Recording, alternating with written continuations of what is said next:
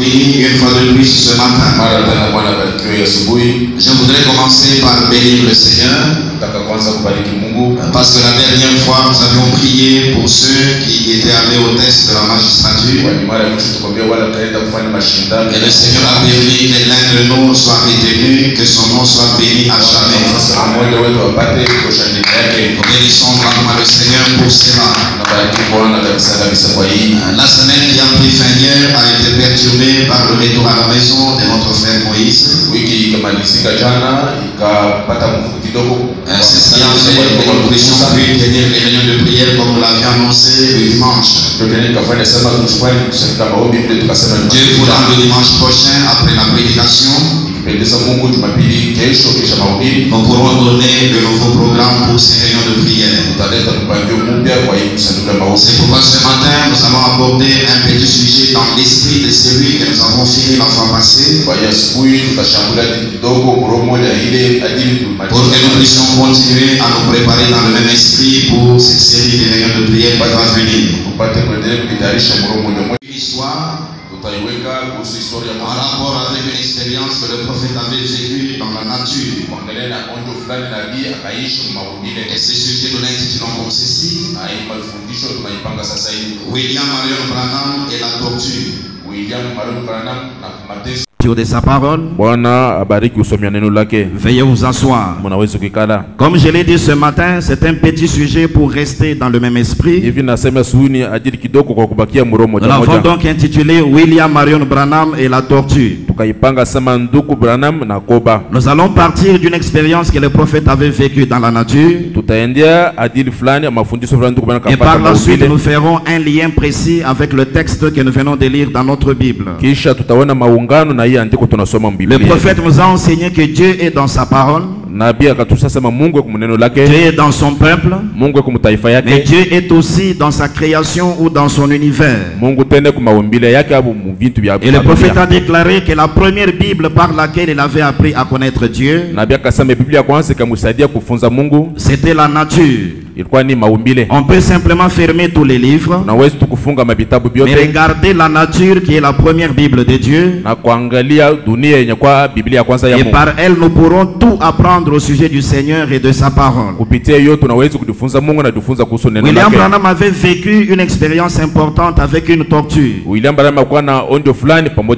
m'en vais directement lire cette expérience. Et vous allez voir comment lui-même va commencer par typifier cela avec les croyants que nous sommes. Nous sommes dans la prédication Crois-tu cela? Prêché le 15 janvier 50. Point 53 à 55, il dit ceci: Cela me rappelle un jour, mon frère et moi nous nous promenions. Nous avions vu une vieille tortue. C'était la créature la plus amusante que j'ai jamais vue. Une vieille tortue. Je ne sais pas si vous en avez ici ou pas. Mais je crois qu'ici, chacun de nous connaît une tortue. Et je pense que chacun de nous en a déjà vu dans sa vie. C'était la créature la plus amusante que j'ai jamais vue. Une vieille tortue. Je ne sais pas si vous en avez ici ou pas. Elle peut lancer ses pattes comme cela. En marchant, j'ai dit à mon frère, c'est la créature la plus amusante, n'est-ce pas? Il a dit oui. Nous nous sommes approchés d'elle. Elle a fait, frère Branham illustre. Cela m'a rappelé certains de ses membres. Quand on se met vraiment à prêcher l'évangile, ils se renferment dans leur coquille.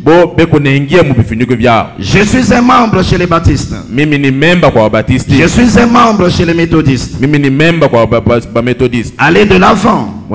Si votre nom n'est pas au ciel, vous irez aussi en enfer, c'est exact. Il n'y a que ceux dont les noms sont écrits dans les livres de vie de l'agneau qui seront rachetés, nés de nouveau 3 points. Jésus a dit, Yesu akasema, si un homme n'est né de nouveau, il n'entrera pas dans le royaume. kama mwanadamu ashizalike mupya ashitaingia mufalme. Exact. Kweli. Alors vous êtes né de nouveau. Na pale unazalika mupya. Vous devenez une nouvelle créature. Na pale unakuwa kiumbe kipya. Une nouvelle création en Christ. Maumbile mupya ndani ya Kristo. Oh, alléluia. Ay, alléluia. En d'autres termes, kusema kwingine, ne soyez pas excités à ce sujet. Usichemuke kwa hii mambo. Alléluia veut dire gloire à Dieu. Alléluia maana yake utukufu kwa Mungu. Je le loue, amen. Mimi na msifu, amina. Alors cette vieille tortue, apale koba wakati, je l'ai regardée. Nakamtazama. Elle avait l'air amusante. Yeye alikuwa na hali ya kuchekelesha, ya kuchekesha. Elle s'est recroquevillée. Yeye akaingia tena mkifuniko yake. J'ai dit, akasema, eh bien, mzuri, je vais te montrer ce que je vais faire. Takuonesha kenye tafanya. J'ai dit, akasema, je vais la faire marcher. Nasema tafanya sema atembeye. Je me suis procuré un très long sol. Mimi un très long selon un bâton. Mimi nakachukua bakora mrefu. Et je me suis mis à déverser ça sur elle. Na akaanza kumupika hiyo. Elle est restée simplement là. Ye akabakia paka pale. Vous ne pouvez pas la fouetter à l'intérieur. Hawezi kumupika yeye kundani. C'est tout ce qu'il y a. Yoyote iko. Non. Hapana. Elle restera simplement là et boudera. Yeye atabakia pale. Je l'ai amenée à l'eau. Nakamufikisha mu maji. J'ai dit, akasema, je vais la ranger. Mimi tamutengeneza. Je l'ai plongé dans l'eau. Nakamutumbukiza mu maji. Il y a eu quelques bulles qui sont montées. Utakuwa maji fulani mapepo ya maji kapana. Vous pouvez la baptiser de telle façon. Unawezi kumubatiza mwa ina namna. De telle autre façon. Namna nyingine. La tête en avant. Asema kichwa mbele. N'importe comment vous voulez. Hata namna kani unapenda. Elle descend un pécheur sec. Yeye atashuka paka mtenda zambi wa kukauka. Elle remonte un pécheur mouillé. Atapanda mtenda zambi mwenye kuloba. Elle est toujours un pécheur. Yeye ni paka mtenda zambi. L'eau ne vous sauve pas. Maji haitakuokoa. C'est vrai. Ni kweli. Je me suis dit, mimi nakasema, comment puis-je faire? Namna kani tafanya? Comment puis-je faire marcher cette drôle de créature? Namna kani tafanya sema hiki kiumbe kipate kutembea? On ne peut pas discuter des baptêmes. Hatuwezi kubishana kuhusu mabatizo. Et amener donc l'église à avancer. Na kufikisha kumbi kanisa mkwende mbele. Ne le pensez pas. Mshiwaze vile. Vous ne pouvez pas le faire. Hakuwezi kufanya vile. Je me suis abaissé. Mimi nakarishusha. J'ai pris un morceau de papier. Nakachukua karatasi. J'ai allumé un petit feu. Nakawasha moto kidogo. J'ai placé ce gaillard là-dessus. Nakaweka ile moto paule koba. Je vous assure. Namionesha. Il s'est alors déplacé. Na pale yeye akatembea. C'est vrai. Ni kweli. C'est dont nous avons besoin aujourd'hui. Yenye tunataka leo. C'est du baptême du Saint-Esprit. Ni ubatizo wa Roho Mtakatifu. À l'ancienne mode. Namna ya kale. D'un réveil de feu envoyé de Dieu. Ya amsho ya moto ni Mungu mwenyewe anatuma. Amen, c'est vrai. Sema amina, ni kweli. Cela le fera alors marcher. Ile itafanya sema tembea. C'est vrai. Ni kweli. Prêcher le feu. Kuhubiri moto. Au point qu'on ne peut pas rester tranquille. Mungu takusema wezi kubakia kimya. Exact. Kweli. Peu après, kisha wakati on a fait descendre la vieille tortue là. Bakashusha ule koba mzee pale. Et on en a attrapé une. Na wakabamba mwingine. On lui a coupé la tête. Bakamkata kichwa. Elle gisait là. Na alikuwa anazingitika pale. Et mon frère est arrivé. Na ndugu yangu akafika pale. Il a dit, akasema, as-tu une tortue? Eti uko na koba? Oui. Ndiyo. Il a regardé là par terre. Akaangalia pale chini. Il allait la ramasser. Yeye akamlokota. Et la gueule de la vieille tortue étendue là. Na kichwa kawe koba mzee ilikuwa nyeshika pale. A fait 3 points, l'a saisi. Ikafanya akamshika. Elle était restée couchée là 1 heure environ. Ikabakia pale saa moja. Il a dit, akasema, je pensais que tu l'avais tué. Nilikuwa nawaza sema ulimua. J'ai dit, akasema, je lui ai tranché la tête. Na mukata kichwa de son corps.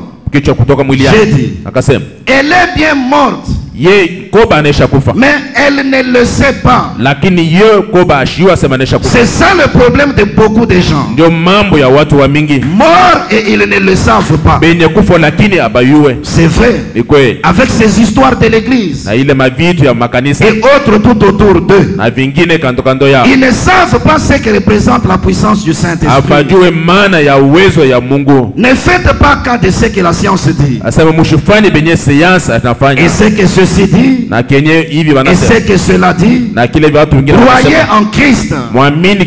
Amen. Oh là là. Je me sens bien. Amen. Vraiment, je me sens bien. Merci Seigneur. C'est ça l'histoire de l'expérience que le prophète avait vécue. Ces jours-là, comme nous venons de le lire, il était accompagné de son frère. Ils sont allés quelque part au bord de la rivière. Il a vu une vieille tortue. Elle avait l'air d'être une créature amusante. Quand le prophète l'a regardé de loin, elle a tiré son regard. Elle était amusante. C'était quelque chose qui pouvait l'aider à s'égayer.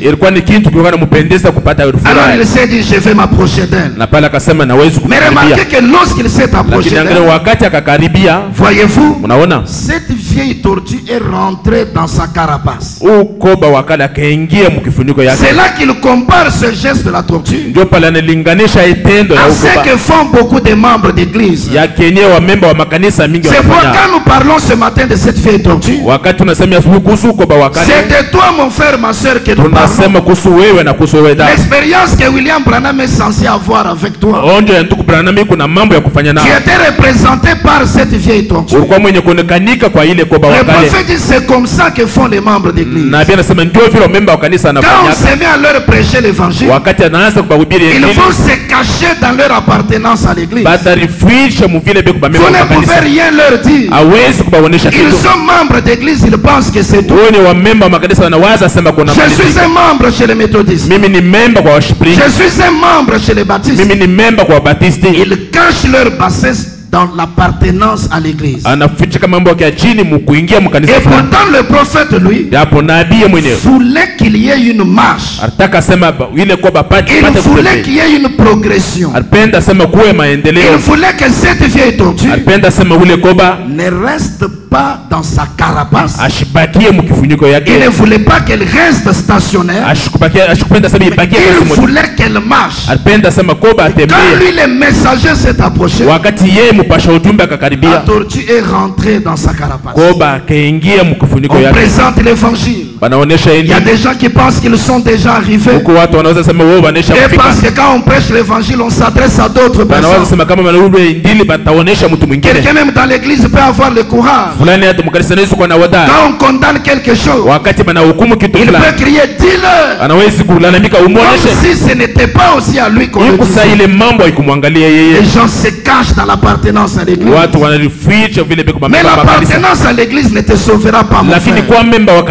Ton nom peut être inscrit dans le registre de l'église. Mais s'il n'est pas dans le livre des vies de l'agneau, tu ne seras pas sauvé. Ne te contente pas d'être membre de l'église, mais sois sûr que ton nom est dans le livre de vie de l'agneau. Et ne te contente pas de rester stationnaire. Je suis membre de l'église, ça me suffit. Je suis de tel tabernacle, ça me suffit. Ce n'est pas ainsi que tu devais réfléchir. Voyez-vous, quand le prophète s'est dit, moi je dois faire marcher cette vieille tortue. Remarquez que dans toute l'histoire, il a fait trois choses. Mais la première chose qu'il a faite, il est allé prendre un bâton. Il a commencé à verser cela sur la tortue, dans le but de la faire marcher. Mais dans l'interprétation, il dit, vous ne pouvez pas les frapper de l'intérieur. Cela parle du fouet de l'évangile. Il a essayé de donner quelques coups, mais la vieille créature était cachée dans sa carapace. Elle ne ressentait même pas ces coups-là. Mon frère, n'atteint jamais ce degré-là où l'évangile ne te touche plus. Mais c'est là que plusieurs en sont arrivés. On peut condamner une chose seulement. Juste à la sortie du culte, ils refont la même chose. Ils sont dans leur carapace comme cette vieille tortue. Branham dit, cela est devenu Juste comme le fait de verser de l'eau sur les plumes d'un canard. On peut frapper avec le bâton de l'évangile. Comme il croit que l'appartenance à l'église suffit, ça ne le touche plus et ça ne l'amène plus dans le travail de l'âme. Mais il faut chercher à aller plus loin avec le Seigneur. Alors comme le prophète avait le désir de la faire marcher, il a dit je vais passer à la deuxième étape. Il a pris cette tortue, il a dit je vais maintenant la plonger dans l'eau. Il a plongé dans l'eau, ce qui est le baptême d'eau. Quand il l'a plongé, quelques bulles sont montées. C'est comme ça que les gens sont. Ils vont dans l'eau étant pêcheurs secs. Ils ressortent étant pêcheurs mais mouillés. La différence, c'est juste l'eau qui a été versée sur vous. C'est juste l'eau qui a mouillé vos habits et votre corps. Mais aucun changement dans votre expérience. La vieille créature n'a pas toujours marché. Le prophète a compris alors. Pour la faire marcher, je dois passer à la troisième chose. Il faut le feu pour faire marcher cette vieille créature. Il est allé prendre un vieux morceau de papier. Il a allumé un petit feu. Il a pris cette vieille tortue. Il a posé sur le feu. C'est là qu'elle a bougé. C'est là qu'elle a été réveillée. C'est là qu'elle s'est mise à marcher. La première chose, le fouet de l'évangile, cela n'a pas suffi. La deuxième chose, le baptême d'eau, ça n'a produit qu'un pécheur mouillé. Mais il avait fallu le feu. C'est la seule chose qui a fait marcher cette tortue. Frères et sœurs, je voudrais que chacun comprenne que dans ce message, le prophète veut une progression. C'est quoi le 31 décembre 1960? Quand il est arrivé pour prêcher la parole, il a dit avant de commencer, je souhaite à chacun de vous l'année la plus fructueuse. Il a dit puissiez-vous prospérer, puissiez-vous aller de l'avant, à la fois spirituellement, physiquement, financièrement et matériellement. Il doit y avoir une progression. Et le 23 novembre 59, dans l'introduction de son sermon, il a dit j'aimerais entrer avec vous à l'intérieur et vous faire savoir ce que le Saint-Esprit fait dans ma propre vie. Il dit je crois qu'en faisant ainsi, cela vous fera prospérer et cela vous fera arriver plus près de Dieu. Nous ne sommes pas venus pour nous cacher dans la parole. Nous ne sommes pas venus pour être stationnaires. William Branham a apporté ce message. Tout le travail qu'il a réalisé aujourd'hui, c'est pour qu'il y ait une progression dans la vie. Il doit y avoir une marche. Et remarquez les étapes qu'il a eues avec cette tortue. D'abord le fouet de l'évangile, ensuite le baptême d'eau, et enfin le feu qui a fait marcher cette histoire. Quand il a fini avec cette première tortue, remarquez, il est allé trouver une deuxième. Il a tranché la gorge de la tortue. La tortue était morte, mais elle ne le savait pas. C'est pourquoi quand le compagnon de William Branham est arrivé, voulant la toucher pensant qu'elle était morte, elle a continué à se comporter comme si elle était encore vivante. Par sa tête, elle a saisi cet homme-là. C'est là que lorsque la question a été posée au prophète, je pensais que tu l'avais tué. Elle est morte mais elle ne le sait pas. Exactement Apocalypse 3 verset 17. C'est comme ça que sont les membres d'église au temps de la Odyssée. Ils sont morts mais ils ne le savent pas. C'est là que l'ange lui-même s'est étonné. Comment quelqu'un qui est mort, il pense qu'il est vivant. Oh, je suis riche. Je me suis enrichi. Je n'ai besoin de rien. Mais Dieu lui dit, et pourtant tu es pauvre, misérable, aveugle et nu, mais tu ne le sais pas. Voyez-vous, qui est mort si ce n'est celui qui vit dans le péché? Quelqu'un est pécheur, mais il prétend être un chrétien. Il est pécheur, mais il prétend être un saint. Le prophète a fait remarquer ça à son compagnon. Avant d'interpréter prophétiquement cette histoire, j'aimerais qu'on le remarque un point important. Le prophète était accompagné de son frère. C'était comme son compagnon dans l'œuvre. Mais remarquez que toute l'initiative ne venait que de William Branham. Dans tout ce qui a été fait, cet homme n'a rien ajouté. Aller vers la tortue, l'initiative de William Branham. Prendre le bâton et frapper, William Branham. Amener le baptême d'eau, William Branham. Allumer le feu et placer la tortue dessus, William Branham. Constater qu'ils étaient morts sans le savoir, William Branham. Cet homme-là était comme un spectateur. C'est très important pour nous ce matin. Maintenant, revenons à Matthieu 3 que nous avons lu. Le texte de Matthieu 3 nous ramène au temps messianique, au temps de la première venue physique du Seigneur sur la terre. Et ce texte nous parle de deux personnes importantes.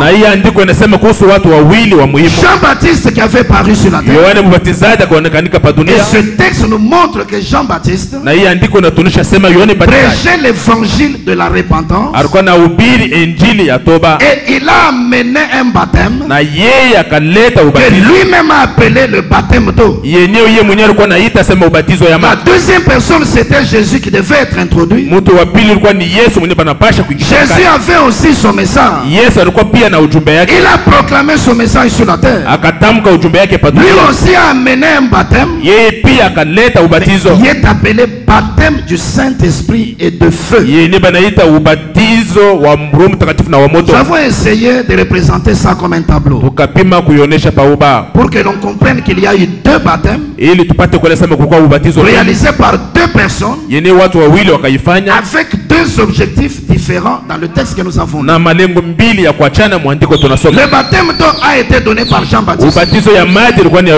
Et Jean-Baptiste leur a dit, moi je vous baptise d'eau pour vous amener à la repentance. Quelqu'un d'autre de plus puissant que Jean-Baptiste devait venir après lui. Et j'aimerais que l'on soit sérieux ce matin. Ce n'est pas quelqu'un d'autre qui a parlé. Jean-Baptiste lui-même a dit, je ne suis pas digne de porter ses souliers. Nous allons y arriver.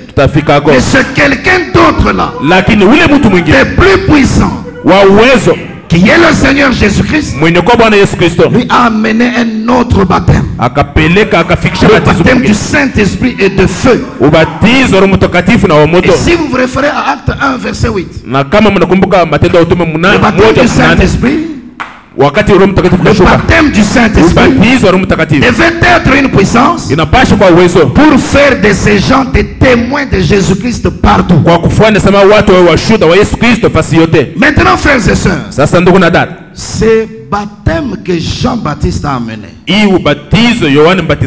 Si vous étudiez bien la Bible, vous allez voir que depuis le début de l'Ancien Testament, jusqu'au moment où Jean-Baptiste a amené ce baptême d'eau, ce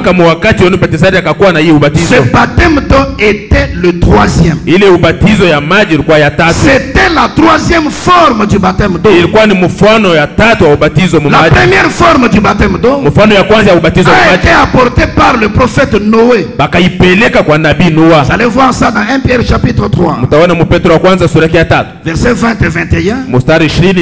L'apôtre, en parlant de ceux qui étaient incrédules au temps de Noé, il a aussi montré comment ils avaient été détruits par l'eau du déluge. Et cette eau était une figure du baptême. Au temps du prophète Noé, il y a eu le baptême d'eau par préfiguration. La deuxième forme du baptême d'eau a été apportée par le prophète Moïse. Dans 1 Corinthiens chapitre 10, au verset 2, l'apôtre Paul, parlant de cela, il dit qu'ils ont tous été baptisés en Moïse, dans la nuée et dans la mer. C'était la deuxième forme du baptême d'eau. La troisième forme du baptême d'eau, c'est ce que Jean-Baptiste a apporté. Dans Matthieu chapitre 3 verset 11, il a dit: moi je vous baptise d'eau pour vous amener à la repentance. Donc le baptême de Jean-Baptiste était la troisième forme du baptême par rapport au plan de l'Ancien Testament. Jean-Baptiste était un plus grand homme sur la terre. De tous ceux qui étaient nés des femmes, lui était le plus grand. Il était un grand prophète sur la terre. Un homme loin de l'esprit qu'avait Élie. Mais le baptême qu'il avait apporté ne suffisait pas pour le peuple. Il fallait qu'après lui quelqu'un d'autre amène un nom. Il fallait qu'on apporte le baptême du Saint-Esprit. Le baptême du Saint-Esprit et de feu par quelqu'un qui devait être plus puissant que Jean. Et il a dit: je ne suis pas digne de porter ses souliers. Dans Ephésiens 6 verset 15, la Bible enseigne que le soulier c'est le zèle. En d'autres termes, le prophète Jean-Baptiste n'était pas digne d'avoir ce zèle là que Jésus lui devait avoir. Le prophète Jean-Baptiste ne pouvait pas faire comme le Seigneur Jésus. Mais quand même il a apporté le baptême d'eau. Et puis en tant que présentateur, il a introduit le Messie. Jésus leur a donné les instructions et ils ont reçu le baptême du Saint-Esprit. 2 hommes, 2 messages, 2 baptêmes, mais apportés à un même peuple. Avec le prophète Jean-Baptiste, ils se sont repentis. Ils se sont vidés de tous les péchés qu'ils avaient. Avec Jésus-Christ, ils ont été remplis du Saint-Esprit. L'un les amène à se vider, l'autre amène un remplissage pour combler le vide laissé en eux par le message et le baptême du précédent. Les 2 ministères qui avaient été réalisés en ce temps, le grand ministère de Jean-Baptiste et le grand ministère du Seigneur Jésus-Christ, tous les 2 étaient annoncés pour notre jour. En ce temps de la fin, on devait recevoir ces 2 grands ministères. Celui de Jean-Baptiste devait être manifesté. Celui de Jésus devait aussi être manifesté. Quand vous regardez dans Matthieu 17, le 10e et le 11e verset, les disciples ont posé la question à Jésus. Pourquoi les scribes disent-ils donc qu'Élie doit venir premièrement? Il répondit, il est vrai qu'Élie doit venir et rétablir toutes choses. Jean-Baptiste était un grand prophète. Il avait l'esprit d'Élie sur lui, mais il a travaillé pour ses frères les Juifs. Le même esprit devait encore venir au temps du rétablissement de toutes choses, selon la deuxième mission de Malachie chapitre 4. Et c'est William Marion Branham qui a aujourd'hui reçu ce même esprit d'Élie. Mais le ministère de Jésus-Christ devait aussi être manifesté. Quand vous regardez dans Hébreux 13 verset 8, Paul dit Jésus-Christ est le même hier, aujourd'hui et éternellement. Le même Jésus hier au temps de Moïse, le même Jésus aujourd'hui c'est au temps de Paul. C'est Paul qui parle, il dit il est le même aujourd'hui. Le même Jésus éternellement, le même Jésus en ces temps de la fin. Vous comprenez que le temps dans lequel nous vivons, c'est un temps paradoxal, c'est un temps mystérieux, où on devait avoir à la fois Élie et Jésus lui-même.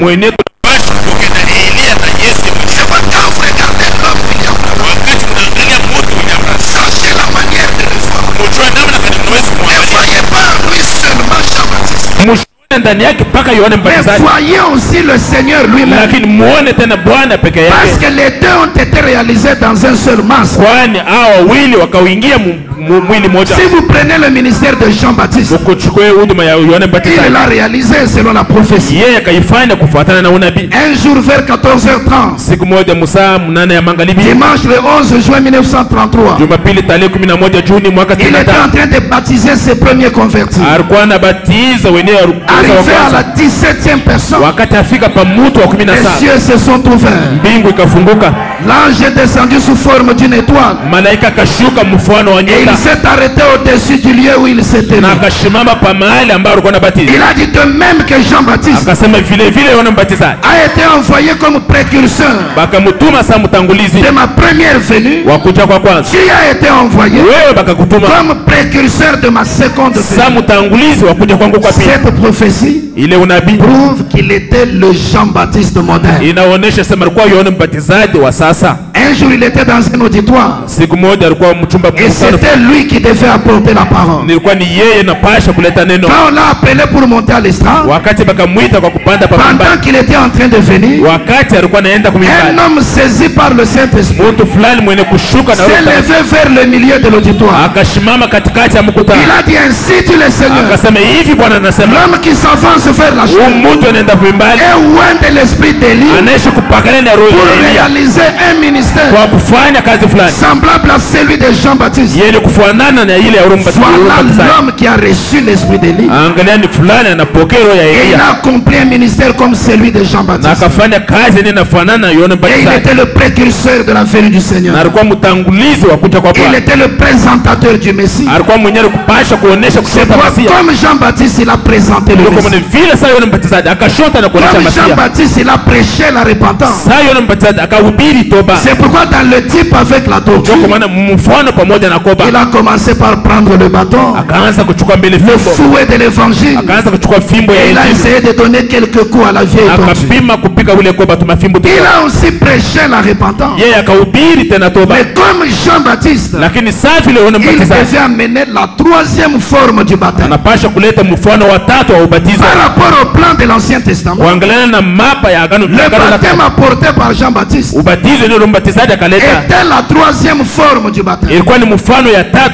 Il y a eu le type de Noé, le type de Moïse, et Jean-Baptiste a amené la troisième forme. Aujourd'hui, sur la côte occidentale, aux États-Unis d'Amérique, William Branham a apporté la troisième forme du baptême. Voici. Dans le sermon, les lieux d'adoration auxquels Dieu a pourvu. Prêché le 25 avril 65. Point 141, il dit ceci. Le soleil s'élève à l'est et se couche à l'ouest. Le soleil s'élève à l'est et se couche à l'ouest. Le même soleil qui s'élève à l'est se couche à l'ouest. La civilisation est allée dans le même sens que le soleil.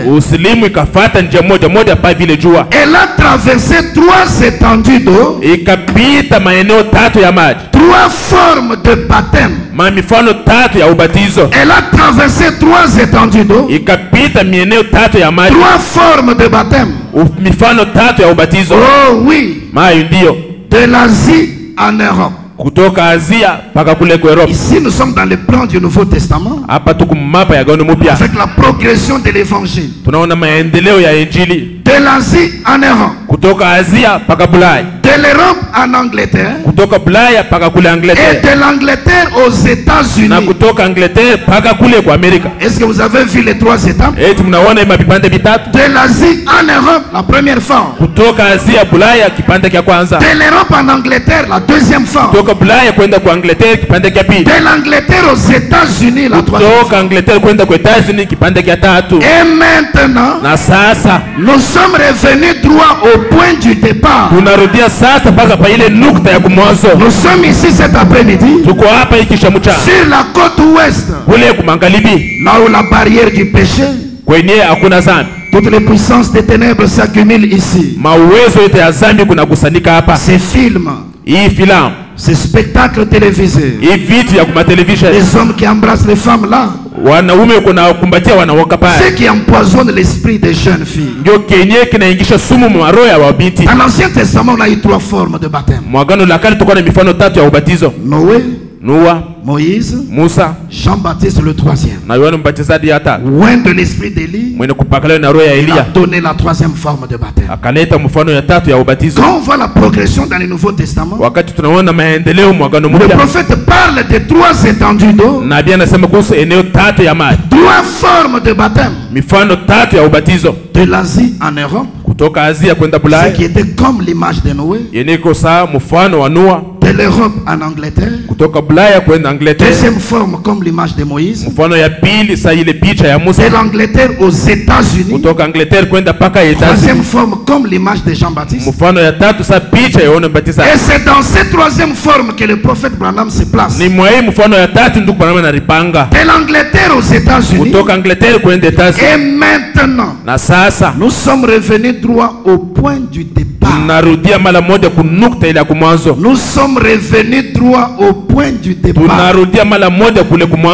C'est donc un baptême de restauration. Il nous ramène à la doctrine apostolique. Il nous ramène à ce qui était donné au point de départ. Parce que quand il arrive dans l'église, il trouve que les dénominations ont tout détruit.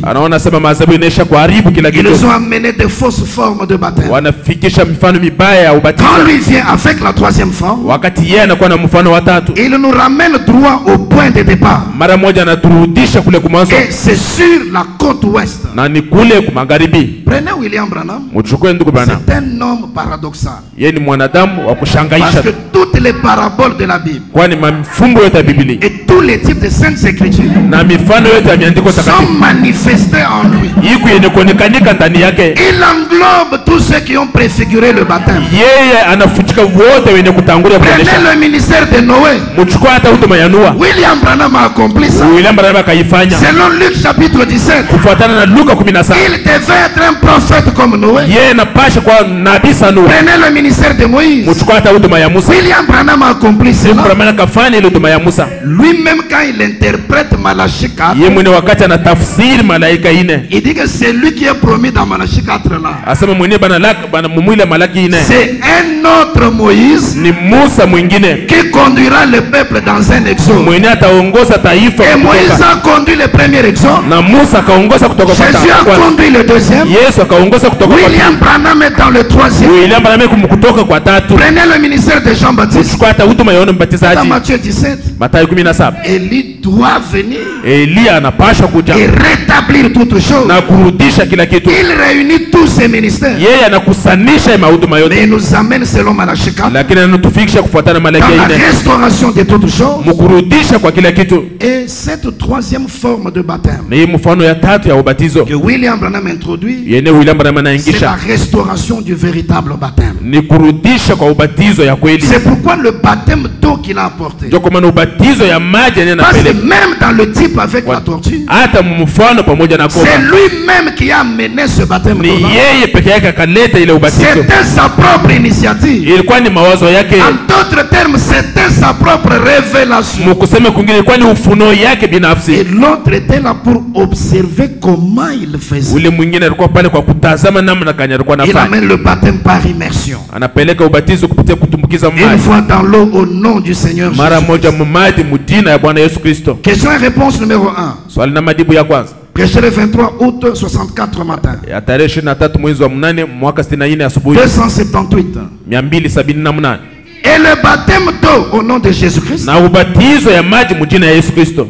Il n'y a pas un seul homme sur la face de la terre. Hakuna mtu hata mmoja hapa pa dunia. Qui peut condamner ça par l'écriture. Mwenye anaweza kuhukumu kupitia miandiko. J'aime quand les écritures sont précises. Napenda wakati miandiko iko wazi. Et le baptême d'eau au nom de Jésus-Christ. Na ubatizo ya maji mjina ya Yesu Kristo. Il n'y a pas un seul homme sur la face de la terre. Hakuna mtu hata mmoja hapa pa dunia. Qui peut condamner ça? Mwenye anaweza kuhukumu par l'écriture. Kupitia andiko. Personne ne peut condamner ça. Mtu hata mmoja hawezi kuhukumu. Si tu baptises au nom du Seigneur Jésus-Christ. Kama unabatiza mjina ya Yesu Kristo. Quelqu'un te dit non, c'est faux. Fulani anakuonesha ni mbongo. Il ne peut pas condamner ça par l'écriture. Hawezi kuibisha na andiko. C'est que s'il prétend prendre les écritures. Kama nazani kuchukua andiko. C'est qu'il les a mal comprises. Maana yake anaielewa mnamna mbaya. Soit il les a disloquées. Au anaikatakata. Ou encore il les a mal interprétées. Au anaistafsiri mbaya. Ou il les a mal placées. Au anaiweka pafasa ina ya. J'aime les saintes écritures. Napenda miandiko takatifu. Et le baptême d'eau au nom de Jésus-Christ. Na ubatizo ya maji mjina Yesu Kristo. Il n'y a pas un seul homme sur la face de la terre. Hakuna mtu hata mmoja hapa dunia. Qui peut condamner ça par l'écriture. Anaweza kuibisha kupitia andiko. Personne ne peut condamner ça. Mtu hata mmoja hawezi kuibisha. Il n'y a pas un seul passage de l'écriture. Kuna andiko hata moja ya Biblia. Si vous prétendez l'avoir, c'est faux. Kama unazana sema kunayo ni ya bongo. Il n'y a pas un seul passage de l'écriture. Hakuna andiko hata moja ya Biblia. Vous tous, vous les frères, vous êtes là? Vous les frères, souvenez-vous bien de ça. Sondez la Bible. Trouvez un seul endroit où qui que ce soit ait été baptisé dans le Nouveau Testament. On ne se faisait pas baptiser dans l'Ancien. Dans le Nouveau Testament. Ou qui que ce soit ait été baptisé autrement qu'au nom du Seigneur Jésus-Christ. Ensuite, venez me le montrer. Ou bien aller chercher le livre d'histoire. Où il soit dit qu'on est déjà baptisé. Voyez-vous, des centaines d'années après la mort des derniers apôtres, c'est l'église catholique qui a commencé ce baptême. Leur catéchisme dit la même chose. De le faire au nom du Père, du Fils et du Saint-Esprit. William Branham nous a ramené au point de départ. Mais c'est la troisième forme de baptême qu'il a. Parce qu'il est dans le ministère de Jean-Baptiste. Mais il nous ramène au point de départ. Anaturudisha sasa kwa la vraie doctrine apostolique. Mafundisho ya kweli ya watume. Le vrai baptême par immersion. Ubatizo ya kweli kupitia kutumbukiza maji. Une fois au nom du Seigneur Jésus. Mara moja mjina ya Bwana Yesu. Et il dit, na anasema, je les baptise toujours en regardant à l'est. Na babatizaka paka mkuangalia kwa mashariki. Et si vous avez un autre baptême dans l'eau, na kama kuna ubatizo ingine mu maji, en dehors de celui-ci, nje ya hii ubatizo, voici angalieni les lieux d'adoration que Dieu a choisi. Fasi ya kuabudu Mungu na chakula. 20 février 65. Tarehe 20 mwezi wa pili mwaka 65. Point 63, il dit ceci. Nukta 63 anasema hivi. J'ai dit, akasema, mais ce n'est pas en vous promettant dans la rue, lakini hayuko mkutembea mjini, que vous l'avez prise en disant, na ndio vile ukamchukua mkusema, viens Durand Dupont.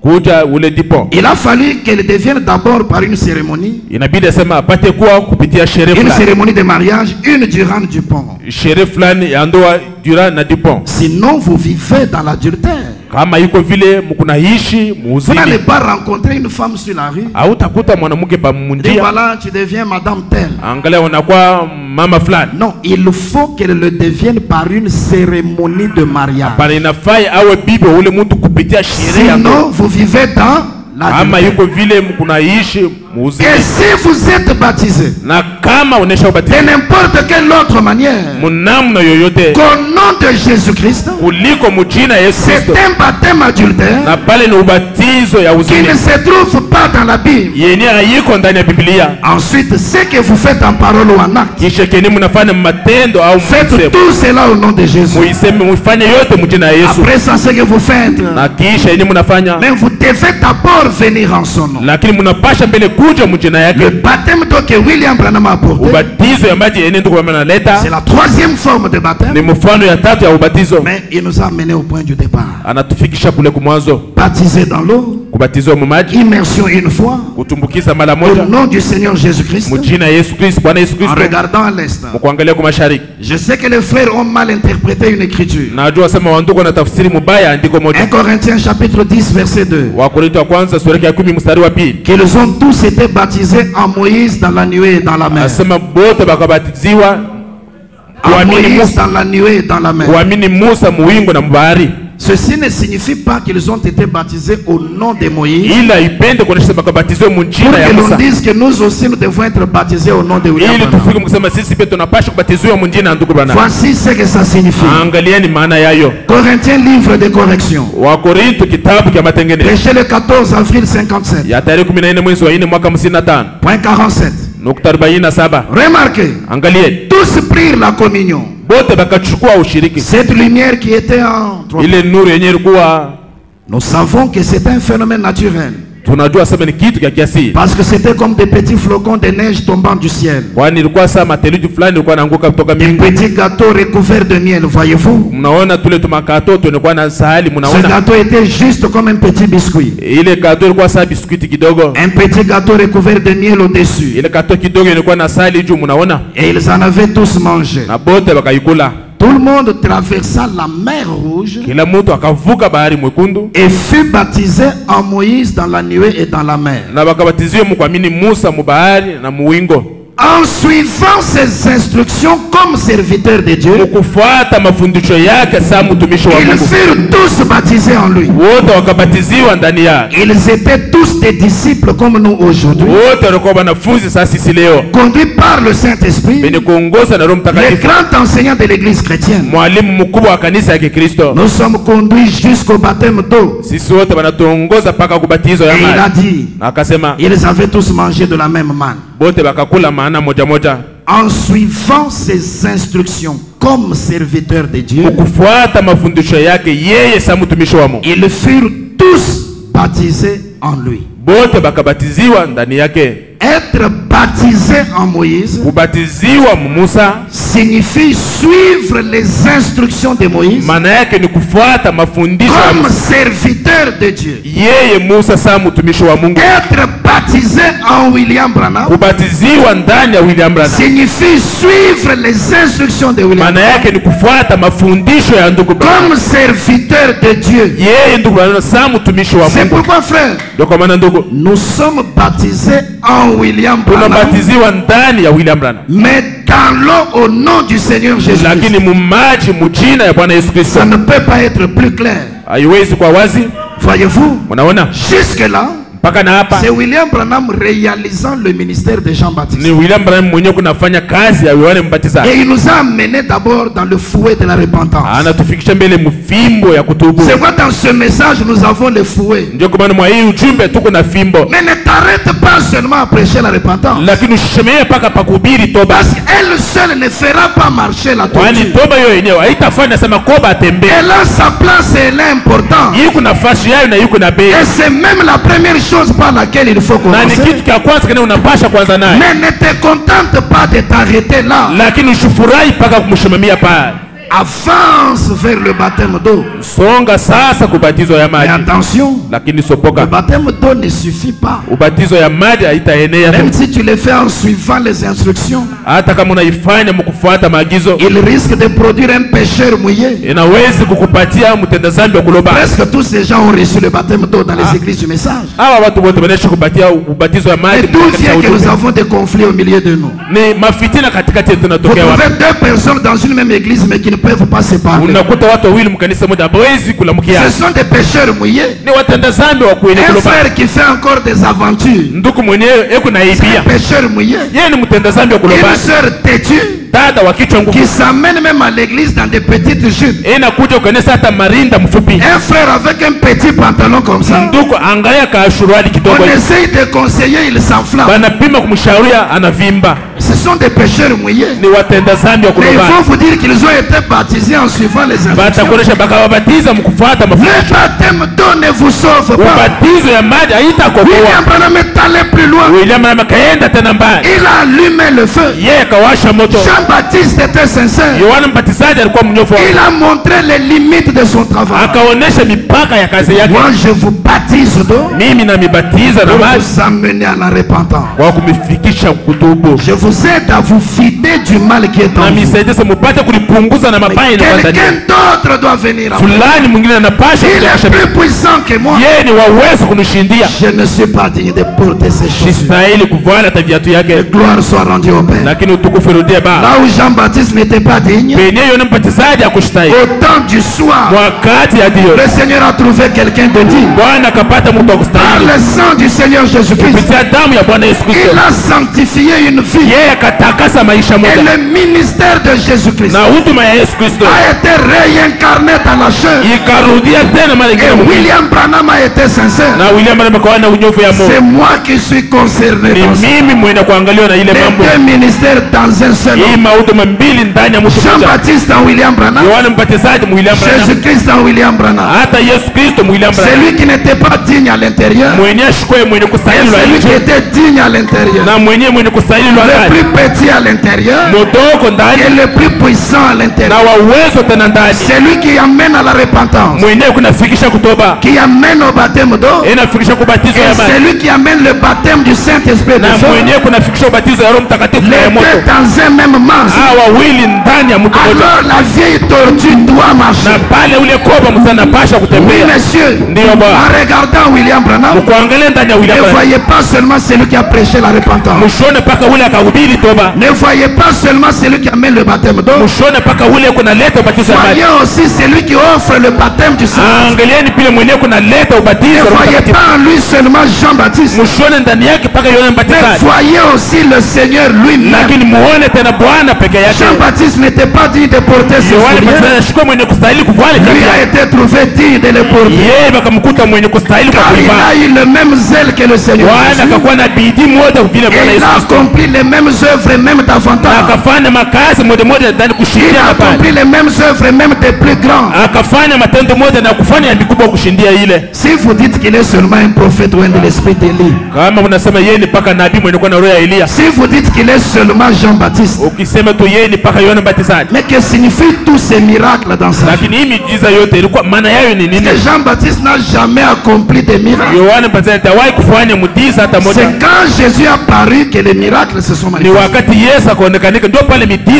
William Branham, ne voyez pas seulement Jean-Baptiste, voyez aussi le Seigneur lui-même. lui-même. Dans un homme appelé de Dieu. 5 octobre 58. Point 207.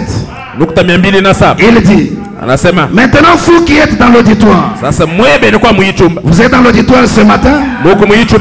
Maintenant vous qui êtes dans l'auditoire, regardez donc par ici et ne me regardez pas seulement comme frère Branham. Dites simplement, Seigneur Jésus, tu es un souverain sacrificateur. Et tu es dans ce bâtiment. Je voudrais que tu sois touché par mes infirmités. Et ne regardez pas seulement comme frère Branham. Donc, messieurs, mais dites Seigneur Jésus, tu es un souverain sacrificateur.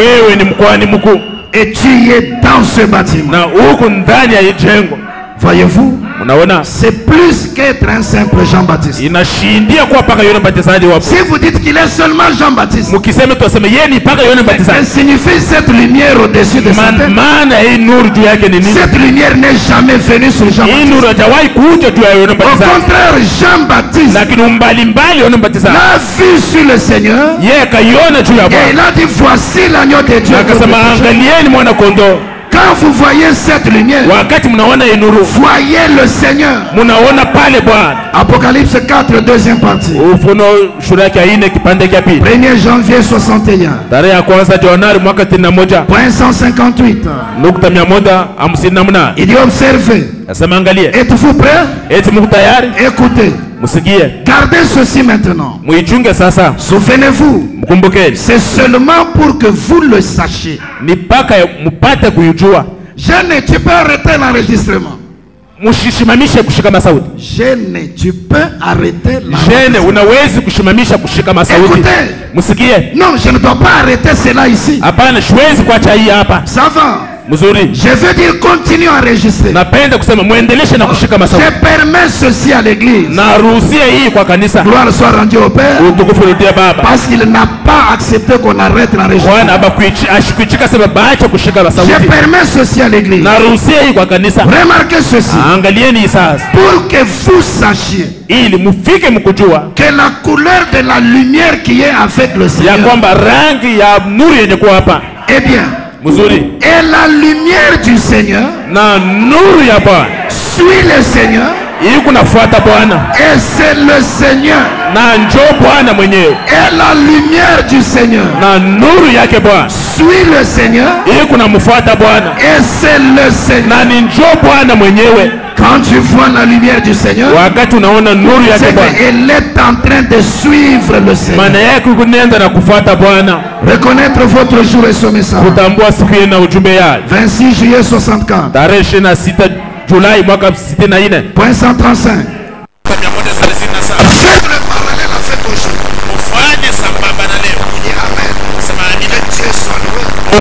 C'est plus que la vie pour moi. Je commence à me faire vieux. Et je vois cette heure où la vulgarité et l'immoralité envahissent le pays. Et tout. Et je regarde en arrière. Et je vois ce qui est arrivé. Mon cœur bondit de joie. De savoir qu'au bout d'un moment, cette tente où j'habite sur la terre sera détruite. Mais que j'en ai une qui m'attend. J'essaie d'arracher un peuple et de les tailler pour les détacher de ces choses. Et tout. Et de les faire sortir de là. De leur montrer par les Écritures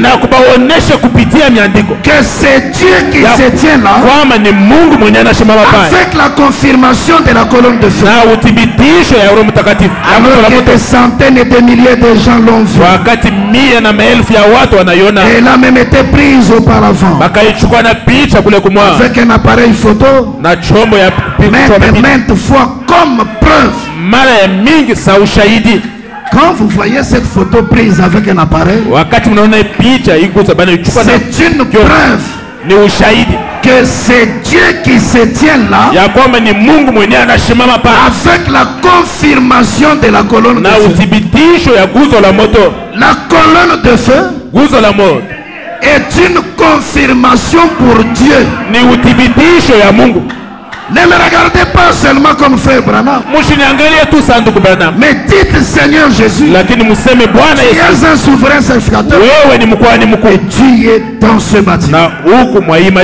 C'est la lumière du Seigneur. Elle suit le Seigneur. Elle ne peut pas suivre un homme. Elle suit le Seigneur. Et c'est le Seigneur. C'est Dieu qui se tient là avec la confirmation de la colonne de feu. Voici, Jean-Baptiste amène la repentance. Et par la suite, la troisième forme du baptême d'eau. Quelqu'un d'autre vient, il est plus puissant que lui. Il a un zèle que personne ne peut avoir. Et lui amène le baptême du Saint-Esprit et de feu. Ici, William Branham arrive. Il trouve les membres de l'église simplement comme cette vieille tortue. Je suis Jean-Baptiste. Je dois faire le travail. Première chose, fouet de la repentance. Il donne quelques coups. Ça ne marche pas. Plus tu leur prêches la repentance, plus ils se cachent derrière l'appartenance à l'église.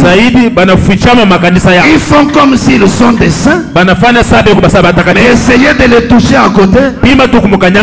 Vous verrez qu'ils sont morts sans le savoir. Ils prétendent être vivants, mais ils sont morts. Très bien, ça n'a pas marché. Comme Jean-Baptiste, je dois amener la troisième forme de baptême. On est passé de l'Asie à l'Europe, première forme. De l'Europe à l'Angleterre, deuxième forme. De l'Angleterre aux États-Unis, troisième forme. Maintenant nous sommes là. Nous retournons au point de départ.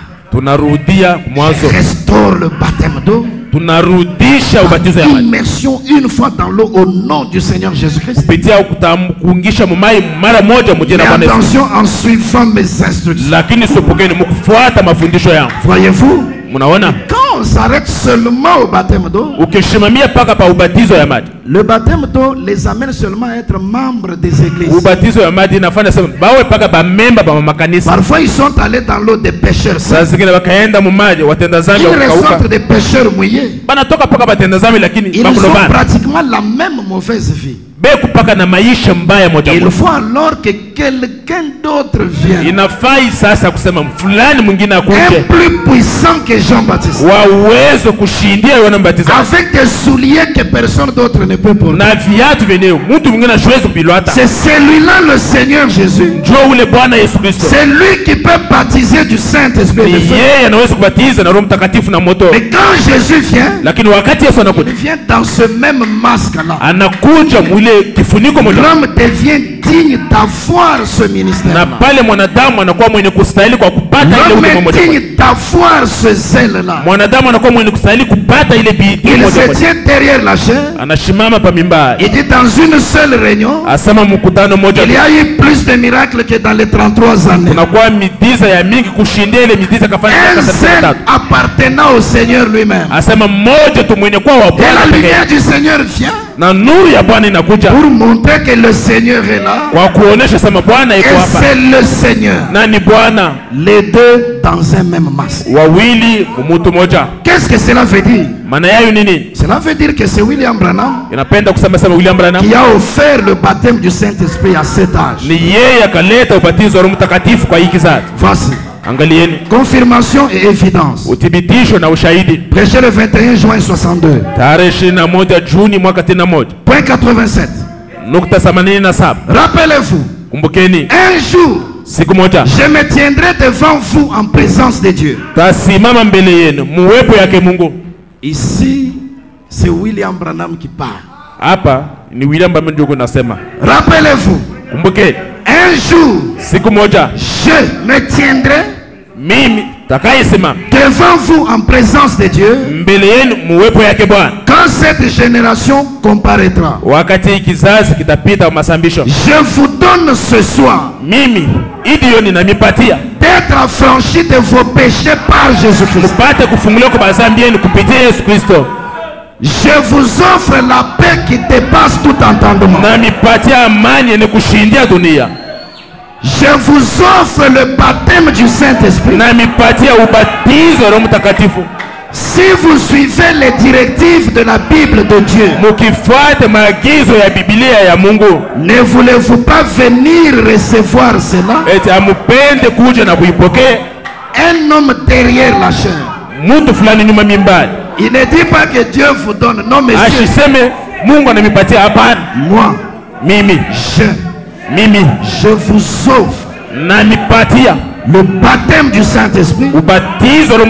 Mais si vous suivez les directives de la Bible de Dieu. Là, regardez. Pendant que les ministres descendent, s'ils veulent,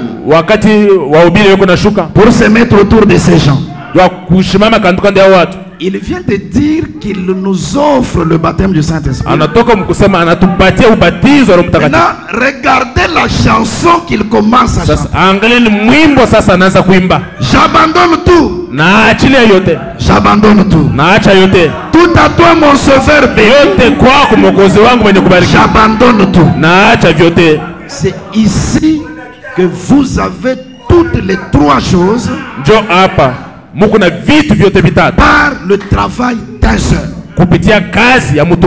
Quand on prêche la repentance, c'est pour que l'on abandonne tout le mal que l'on faisait, et l'on se détache aussi du maître Satan, et que l'on s'abandonne à un autre maître, le Seigneur. Que l'on se vide, et puis on peut être conduit dans le baptême d'eau. Et alors il y a un vide à l'intérieur. Maintenant le Seigneur, il vient nous remplir du baptême du Saint-Esprit. Tout ça William Branham apporte. Dans le message, on doit prêcher l'évangile de la repentance, mais pas selon la forme dénominationnelle. C'est William Branham qui a mené ce bâton-là vers nous. Et il a montré le modèle.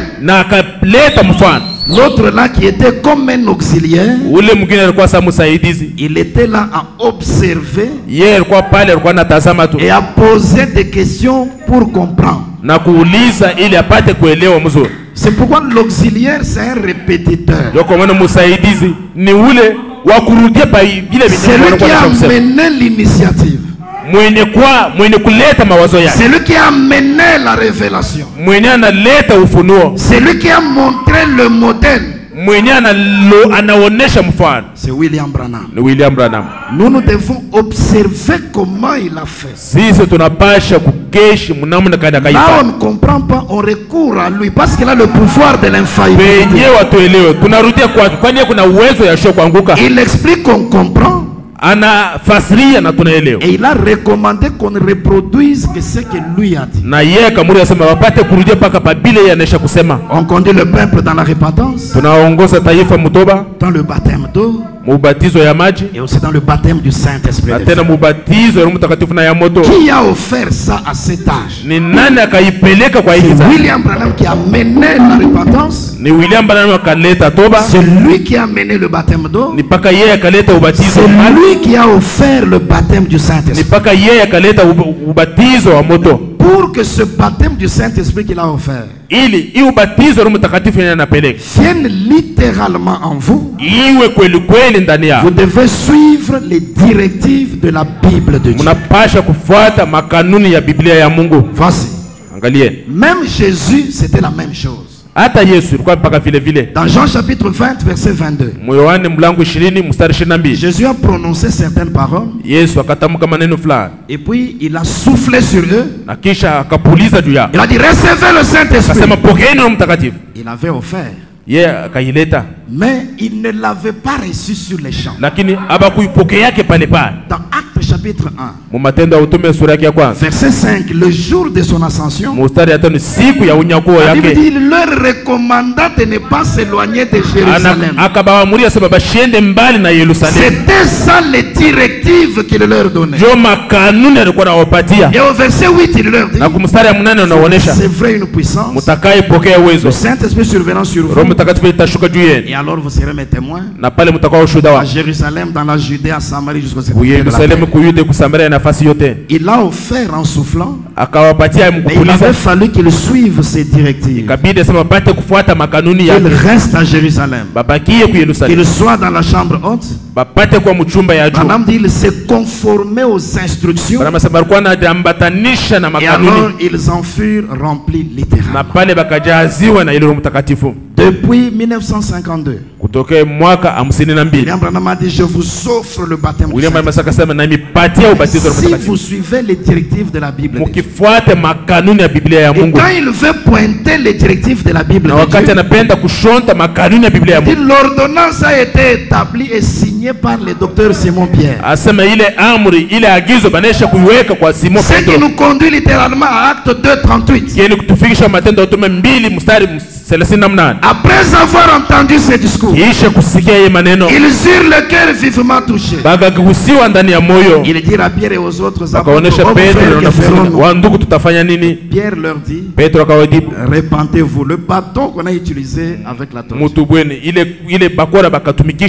Ensuite, soyez baptisés au nom de Jésus. La deuxième chose, le baptême. Et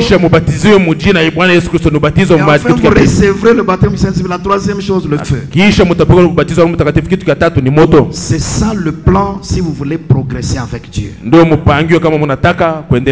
Dans ce message, William Branham nous a tout apporté. Et il a montré comment nous pouvons parvenir à chaque chose. Si nous restons avec le modèle qu'il lui a présenté, si nous prêchons la repentance comme il nous l'a apporté, et que nous arrivons à nous vider complètement, si nous pratiquons le baptême d'eau comme il l'a enseigné, si nous suivons toutes les directives de la Bible de Dieu, ce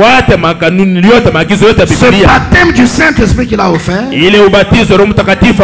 viendra littéralement en nous. C'est quelque chose que toutes les dénominations ne peuvent pas produire. La dénomination a son genre de repentance.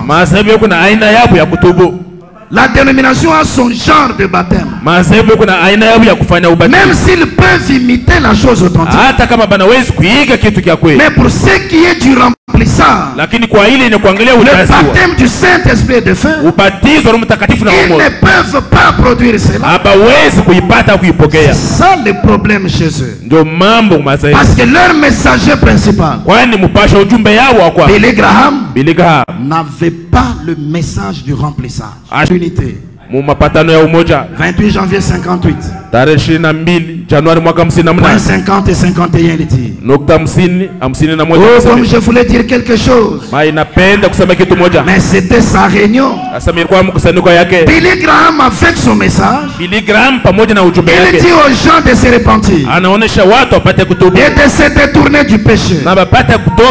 Et c'est un message essentiel. Et Dieu a choisi Billy Graham pour le faire. Personne d'autre ne peut le faire comme il l'a fait. Parce qu'il suit le Seigneur. Il est dans l'esprit des gens. De Jean-Baptiste. Il est dans l'esprit des gens qui avant la première venue de Christ est allé prêcher la repentance. Il n'a pas fait des miracles, mais il a prêché et a remué les contrées et a préparé les gens pour le prochain message qui venait. Mais aujourd'hui, tandis que Billy Graham, notre frère bien-aimé, amène les gens à se décharger de leurs péchés, il n'a pas le message du nouveau remplissage. C'est là qu'il y a le problème. Vous êtes déchargé. Permettez-moi de vous parler humblement en tant que votre frère. La Bible dit, quand l'esprit impur sort d'un homme, il va dans des lieux arides. En d'autres termes, il va partout essayant de trouver du repos. Un esprit n'est pas très mauvais, à moins qu'il trouve quelqu'un à travers lequel il peut parler ou dans lequel il peut habiter. Les dénominations, avec leur messager principal Billy Graham, ils peuvent aussi prêcher la repentance. Les gens peuvent se vider. L'ancien remplissage du péché qu'ils avaient peut être enlevé. Mais s'ils ont un vrai message, qu'ils amènent le nouveau remplissage. Un seul a amené le message du nouveau remplissage. C'est William Branham. C'est pourquoi avec les dénominations, quelqu'un peut se repentir aujourd'hui. Il s'est vidé. Comme le vide reste, les mêmes démons vont chercher d'autres et sa condition sera pire que la première. Mais nous sommes dans ce message pour une progression. Tu étais venu au message dans un certain état. Il y avait certaines mauvaises choses qui dominaient sur ta vie. Il y avait certains péchés dans ton cœur. Si l'évangile que William Branham a apporté ne te change pas, c'est que tu dois bien vérifier les choses. Rien d'autre sur la terre ne peut le faire. En 1960, un homme l'a regardé en face. Il lui a dit, William Branham, ton ministère est la seule chose qui peut sauver ce monde. Mais pourquoi ce ministère ne te change pas? Pourquoi ce ministère ne te change pas? Nous devons apprendre à nous vider, mes frères. Acceptons ces fouets de l'évangile. Laissons ces fouets nous frapper de l'intérieur. Ne faisons pas comme la vieille tortue. N'entrons pas dans notre carapace, mais soyons à l'extérieur. Que le fouet frappe et changeons. Conformons nos vies au message. Repentons-nous et mettons nos vies en ordre. Quand nous nous vidons, ne nous arrêtons pas à cela. Parce que le message de Jean-Baptiste ne suffit pas. Il faut l'amener dans le changement du ministère. Là où il a été oint comme le promis, avec un zèle que personne ne peut avoir. Quand vous les suivez jusque-là, vous respectez les directives de la Bible de Dieu. Il a déjà offert le baptême du Saint-Esprit. Il viendra dans votre vie. La repentance vous vide du mal que vous avez. Le baptême d'eau enlève tous vos anciens péchés. Et il vous introduit dans la communion des frères. Mais c'est le baptême du Saint-Esprit et de feu qui fera progresser votre vie dans le Seigneur. Le Saint-Esprit en tant que feu va brûler la racine du péché. Il va consumer la nature du péché. Et en tant que Saint-Esprit, il va s'établir en vous. Et il va produire la vie de la parole de Dieu. C'est ce que nous sommes censés faire. Que le Seigneur nous bénisse pour ce matin. Chacun de nous va s'examiner sur la base de cette parole. Je suis dans le message de l'heure. Les droits ont été apportés. Le fouet de l'évangile pour la repentance. Qu'est-ce que cela a amené dans ma vie? Mais suis-je déjà complètement vidé de toutes ces choses? Si tu t'étais déjà vidé, Pourquoi il y a encore des traces de péché dans ta vie? Je devais avancer vers le baptême d'eau pour enlever mes anciens péchés et m'introduire dans la communion des frères. Tu as déjà pris le baptême d'eau, mais pourquoi tu n'es pas en communion avec les autres?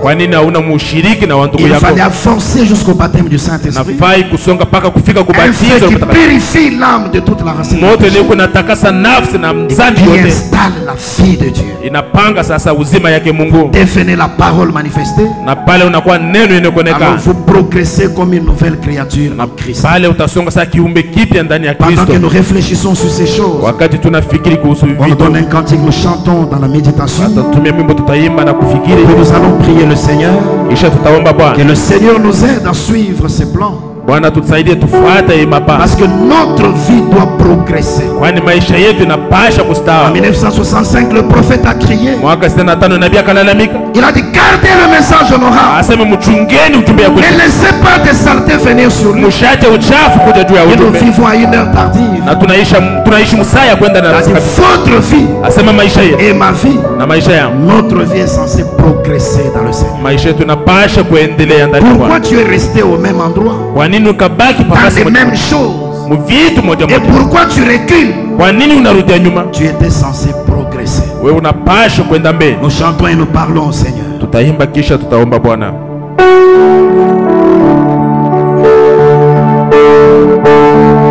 attendons debout ou bien nous restons à genoux, c'est la prière.